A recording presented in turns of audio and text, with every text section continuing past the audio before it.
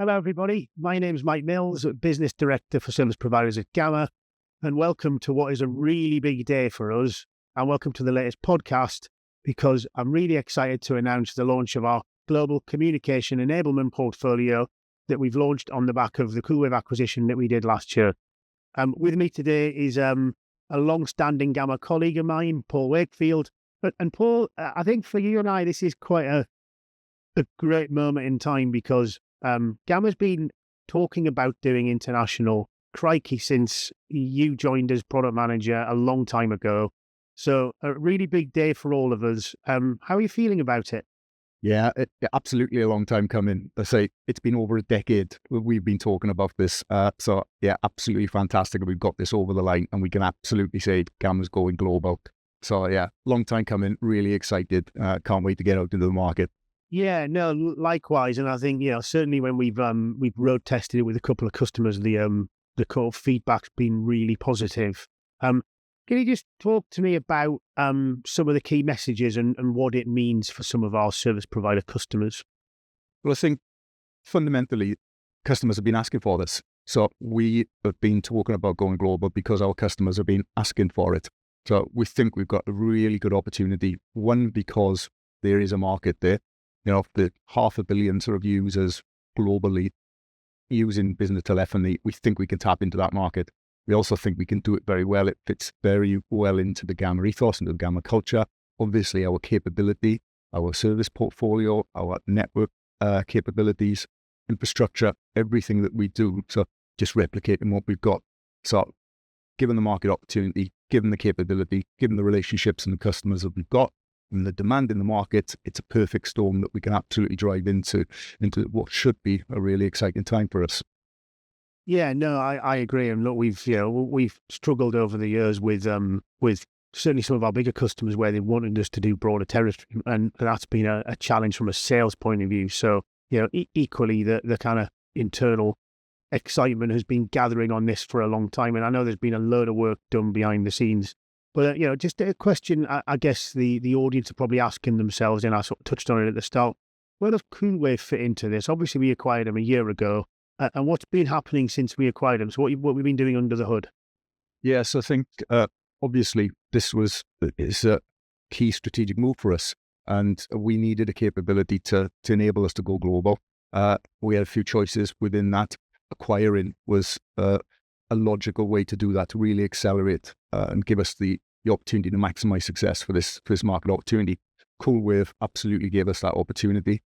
They were relatively small, but innovative, agile, gave us the extended geographic footprint that we're looking at. Culturally, they were a great fit. And sort of Gamma is also about the people as well as the sort of the capability. So bringing them into the Gamma fold was a really logical way to sort of extend this capability. Equally, so we brought them in February. We're a year on now, just over a year on.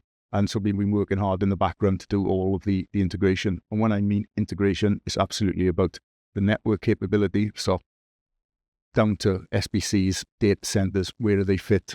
How we're making sure that we're not sort of replicating capability, extending the footprint across, embedding the team within to sort of the Gamma, both from a sales perspective, a product perspective, an operational perspective. And really doing sort of all of those integration pieces along business processes and investing and adding value into that. So a key element of that is really sort of taking the Coolwave capability as it is, putting a Gamma wrap on it, managed services, and fundamentally about making it easy to consume, which is really about using portals and using an API-first approach to make it automated and integrated and very simple to consume. So yeah, I think everybody's really excited about how we're sort of all coming together on every level. Yeah, I mean, for me, it's about doing it the right way. And, one of the things Gamma's got a real history and heritage in is doing voice the right way. And then the other part that, we've touched on this before, but when we say doing it the right way, I think compliance is one of the big themes. And obviously from an organizational perspective, we are a little bit more risk averse than lots of other people because we've got large enterprise clients as well as very large hyperscalers on the network.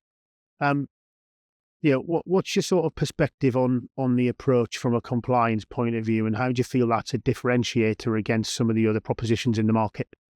Yeah, compliance is critical. So we know that the global regulatory environment is getting more complex. It is complicated.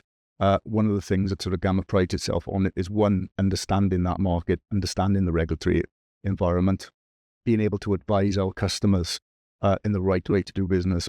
And that means absolutely keeping on the right side of the regulators. So when we talk about compliance, it's absolutely doing what we need to do, both from an infrastructure perspective, managing numbers, managing supply chains of those numbers, to make sure that we can have the highest level of compliance that we possibly can. Like you said, some others in the market have a different attitude to risk to us. Obviously, Gamma is a big, now global business. That means we're also quite a big target for regulators. So keeping on the right side of that. And it's not about keeping the right side of the regulators. It's about doing the right thing. And Gamma is all about doing the right thing. Yeah, and then the thing that the kind of, and I've actually been involved in some of this work, some of the work we've done under the hoods to really enable partners to let us take on some of that regulatory burden. I know we launched the tri-party agreement where the software provider and the partner can do all the bits they do with the end user. They can bill the client, they can collect the cash from the client, they can provide a support wrap, they can bill for the software, and then Gamma takes care of all the regulatory pieces. I think for me was a great piece of innovation and almost classic Gamma, right? That sort of, let's innovate with our partner first approach and get a proposition in market that means that they can go and sell. We do the heavy lifting on the compliance and they do the bit that they're best at, which is kind of working with their customers to deliver really great software communication solutions. Absolutely. It's Gamma all over, isn't it? Yeah. Absolutely. The raison d'etre for us is, how do we make services easy to consume? How do we solve problems for our customers? They want to go global. They want to do it in a compliant way, and they want to do it with a partner who absolutely understands the regulatory environment and will drive forward to enable them to deliver the services to their customers. Really good fit, but absolutely you're right. Navigating that complex landscape is a tricky, and absolutely we can be the right partner to help you do it. Yeah, and moving on to the Coolwave name for a second. I know we've sort of had the thing a year now, and we're beginning to transition. Are we still going to be using the Coolwave name? Yeah, absolutely. Customers, and particularly existing Coolwave customers, will not see Coolwave disappear. I think for me, it's as much about capability and it is about brand. Look, Coolwave has a brand. Gamma obviously has a brand. For me, it's about what problems are we solving for our customers. So it's about the geographic extension. It's about the automation. But absolutely, Coolwave's not going to disappear. You're going to see it on your bills, and the brand is still going to be there. Equally, we will supplement it with Gamma, hopefully across Europe and across the globe, to become far more recognised than it is today. So where does Global Communication Enablement fit into that Coolwave story and messaging, Paul? So we've got a number of existing services. Coolwave have a portfolio of services. So Global Communications Enablement is just a portfolio name to bring all of those things to light. So people will be obviously very familiar around our SIP services. We'll be able to offer two-way voice. We'll be able to offer numbering, in terms of virtual numbering, both toll-free, DIDs. Equally, we will incorporate our messaging services as well.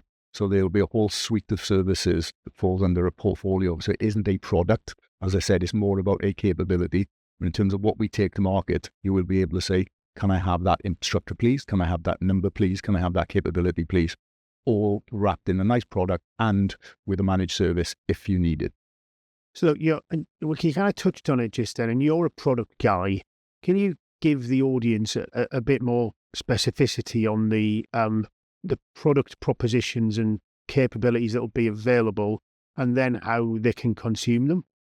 Let me bring it back as a product guy. What problems am I solving? So the problems I'm solving is, you've got businesses who want voice capability in different territories. Now, you can achieve that in different ways. So, for example, if you just want inbound calling, you just need to terminate traffic into a country, we can do that. If you actually want presence, so you want the capability where you want two-way voice in a country, in a territory, again, we'll be able to sort of wrap that in. Similarly, if you just want messaging, we can do that, or a combination of all the above. And one of the things that we will do is make it as easy to consume as possible. So for our service provider customers, what do they need to do? They need a mechanism by which they can take products, consume them easily, but also manage them in life very easily, particularly because they're operating at high volumes.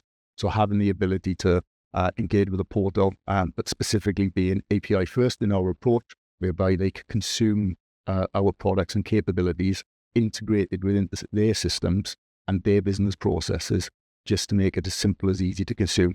Basically offering service, delivering service very quickly, quick to CAC, and obviously being open and accessible to change, edits, whatever that business needs. So having that accessibility and adaptability really important to us, and absolutely automation integration the way to achieve that.